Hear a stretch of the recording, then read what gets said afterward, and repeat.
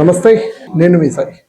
మాజీ డీజీపీ అయినటువంటి దొరగారు చనిపోవడం పోలీస్ శాఖకు తీరని లోటు, అదేవిధంగా రెండు తెలుగు రాష్ట్రాల్లో కూడా తీరని లోటు అని చెప్పుకోవచ్చు.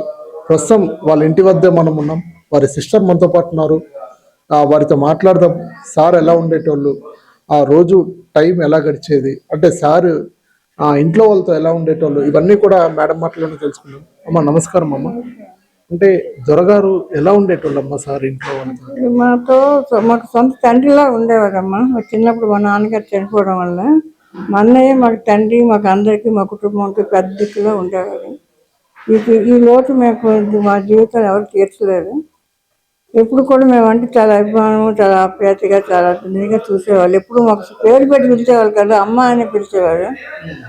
అంత ఇంటికి వచ్చినా కూడా అంత చాలా దీనిగా చూసేవారు. ఫోన్లో తనతో మాట్లాడితే కొంతసేపు మాకు చాలా ధైర్యంగా ఉండేది. నేను శ్రీకాకుళంలో ఉంటాను. తనకు కొంచెం మాట్లాడితే మాకు ఎంత ధైర్యంగా అనిపించేది. మా కుటుంబంకి మాకు అంత చాలా తీరని బాధ, తీరని లోటు అయిపోయింది. భగవంతుడు మాకు చాలా అన్యాయం చేశారు. సడన్గా ఇంత జరుగుతుంది, ఇంత ఘోరం వద్ద అనుకోలేదు. 15 రోజుల ముందే వైద్యాల్లో కలిసి అందరితో చక్కగా మాట్లాడి అందరితో కలిసి 2 రోజులు ఉన్నాము. ఇది మాకు తీరని మా బాధ, తీరని లోటు మా జీవితం అంతా కూడా. అంటే చివరిగా మీరు కలిసిన రోజు ఏదమ్మా? అంటే ఇక్కడే ఉన్నారా మీరు, లేదంటే శ్రీకాకుళంలో పెళ్లికి వచ్చారు వైజాగ్. 22న పెళ్ళి అయింది. ఇవాళకి 1 month అనుకుంటాను. వాళ్ళు అక్కడ 2 రోజులు ఉండి వచ్చారు. శ్రీకాకుళం ఎప్పుడు వచ్చినా మా ఇంటికి వచ్చేవాళ్ళు. జడ్జింగ్ మా అమ్మ వాళ్ళ ఇంటికి అందరూ కలిసి వెళ్ళి ఫంక్షన్ కాడికి వెళ్ళేవాళ్ళు. స్కూల్ ఫంక్షన్ కాడికి అందరం మాకు అందరికి కూడా బాగా లోటు అయింది. అక్కడ శ్రీకాకుళంలో కూడా అందరు కలిసి జాగ్రత్త అంటారు, అందరూ మాట్లాడి నా హెల్త్ గురించి కూడా అడిగేవాళ్ళు. నువ్వు ఒకదాని ఉంటావు, జాగ్రత్త అని చెప్తుండేవాళ్ళు. మాకు ఇదంతా చాలా బాధాకరం అయిపోయింది. అంటే మీతో ముఖ్యంగా, అంటే మీతో లాస్ట్ గా చివరిగా చెప్పిన మాట ఏంటి? అంటే మీతో ఎలా ఉండేది? నాతో చాలా బాగా మాట్లాడేవాళ్ళు. ఏది వచ్చినా నా బర్త్డేకి కానీ పండగలకు కానీ ఫోన్ చేసి చెప్తుండేవాళ్ళు. నేను కూడా విష్ చేసేవాళ్ళని. చాలా ఆప్యాయంగా ఉండేది. తనతో ఫోన్లో తన గొంతు విని, తన మాట వింటే నాకు ఎంతో ధైర్యంగా ఉండేది. తన మాటలు వింటే చాలా ధైర్యంగా ఉండి కొంతకాలం అలాగా తనతో మాట్లాడుతున్నా, తన గొంతు విందామని చేస్తుండేదాన్ని అప్పుడప్పుడు ఫోను. అంటే చివరిగా ఏం చెప్పారు సార్?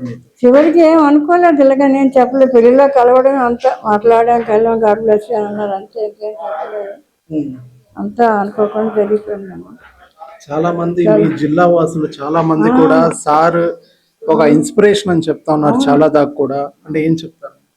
మా జిల్లాకి, మా ఊరికి, మా జడ్జింగ్ గ్రామానికి అన్నిటికి కూడా అందరికి కూడా చాలా ఇచ్చేసారు. ఆ రోజు కూడా చాలా మంది జడ్జింగ్ నుండి కూడా వచ్చారు. మురజా మా తాతగారు అక్కడి నుండి కూడా వచ్చారు. అందరికీ కూడా సహాయం చేశారు. వీళ్ళు వాళ్ళని అంతవరకు చూపే జాతి వేతం లేకుండా అందరికి కూడా సేవ చేశారు. మా కుటుంబంకి తీరని లోటు బాబు, తీరని లోటు. ఇది మేము ఎవరు తీర్చలేని లోటు. ఎందుకంటే మాట్లాడలేం కూడా, మేము చెప్పలేము కూడా. బాధ పెట్టడం మా ఇబ్బంది కాదమ్మా. అంటే సార్ గురించి చెప్పడం మా ఇదమ్మా. ఖచ్చితంగా చాలా మంది అడుగుతా ఉన్నారు, క్యూటీవీ ప్రేక్షకులు చాలా మంది అడుగుతా ఉన్నారు సార్ గురించి.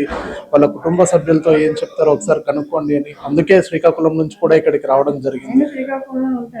ఓకే. వచ్చేసరికి అంతా ఊహించుకొని ఇదైపోయింది. ఊహించుకొని సంఘటన ఇదే. మా జీవితంలో కూడా తొందరగా అనుకోలేదు. మొన్నే చూసాం కదా, చేసాం కదా. అందరూ మా తమ్ముడు అందరం కూడా షాక్లో అయిపోయాము. ఒక్కళ్ళని ఉన్నాను తెలియగానే నేను కూడా షాక్ అయిపోయాను.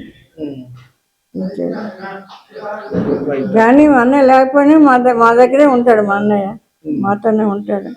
మాకెప్పుడు కూడా ఇలాగే చూస్తూనే ఉంటాడు. మాకు థ్యాంక్ యూ.